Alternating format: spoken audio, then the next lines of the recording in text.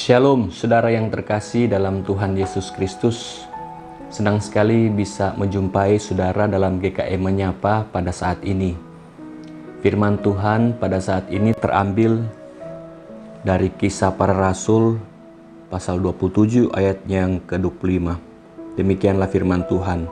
Sebab itu tabahkanlah hatimu saudara-saudara, karena aku percaya kepada Allah bahwa semuanya pasti terjadi sama seperti yang dinyatakan kepadaku. Saudara yang terkasih dalam Tuhan, kehidupan manusia tidak lepas dari yang namanya kesulitan. Saudara pasti setuju dengan pernyataan saya ini. Karena memang demikianlah yang terjadi. Bahkan hal-hal yang sulit itu datangnya silih berganti. Satu kesulitan belum selesai, kesulitan yang lain sudah menghampiri. Sehingga kalau saya ibaratkan kesulitan hidup kadangkala seperti benang yang kusut. Rasanya kalau mau diurai sangat membutuhkan waktu yang lama dan membutuhkan kesabaran yang penuh. Lalu apa yang dilakukan terhadap benang yang kusut ini?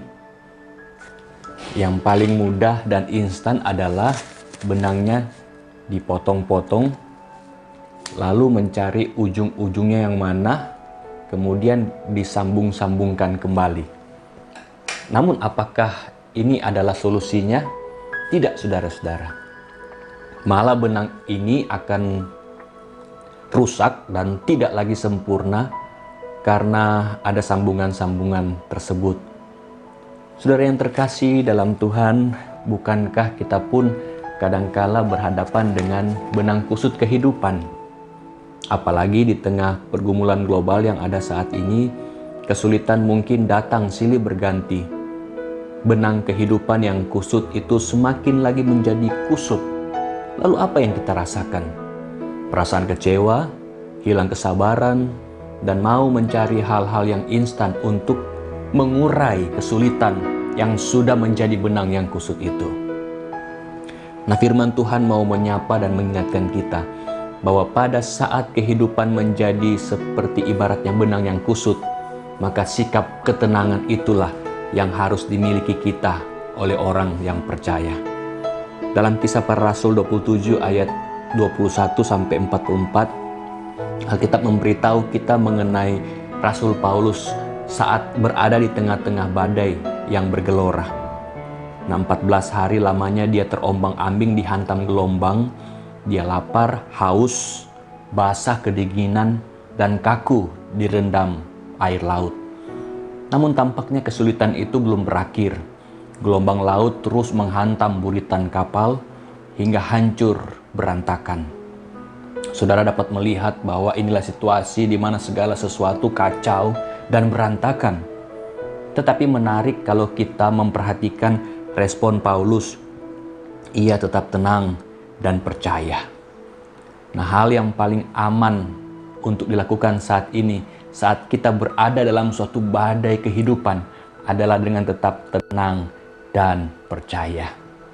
Ibaratnya kita mau menemukan jam tangan yang jatuh di tumpukan jerami, cara yang harus dilakukan tidak lain adalah duduk dengan tenang, lalu mendengarkan detakan jam tangan itu, hingga akhirnya kita bisa menemukannya. Ketenangan, itulah kuncinya. Saudara yang terkasih, rahasia untuk mendapatkan kekuatan dan keberhasilan tidak lain adalah ketenangan dan kepercayaan penuh kita kepada Tuhan. Firman Tuhan dalam Yesaya 30 ayat 15 pun mengingatkan, sebab dengan tinggal tenang dan percaya, disitulah terletak kekuatan. Saudara yang terkasih dalam Tuhan, kita belajar firman Tuhan yang pertama, bahwa setiap ada masalah, Allah turut bekerja untuk mendatangkan kebaikan. Yang kedua, dalam setiap pencobaan, Ia selalu setia untuk memberi kekuatan kepada kita. Dan yang ketiga, kita belajar Tuhan pasti mendengar apabila kita berseru kepadanya. Oleh sebab itu, tetaplah tabah, tetaplah tenang, dan tetaplah sabar untuk mengurai benang kusut kehidupan. Dengan demikian dalam prosesnya kita belajar untuk bersabar dan tetap tenang. Karena semuanya itu kita jalani di dalam Tuhan. Tuhan kiranya memberkati kita sekalian. Amin.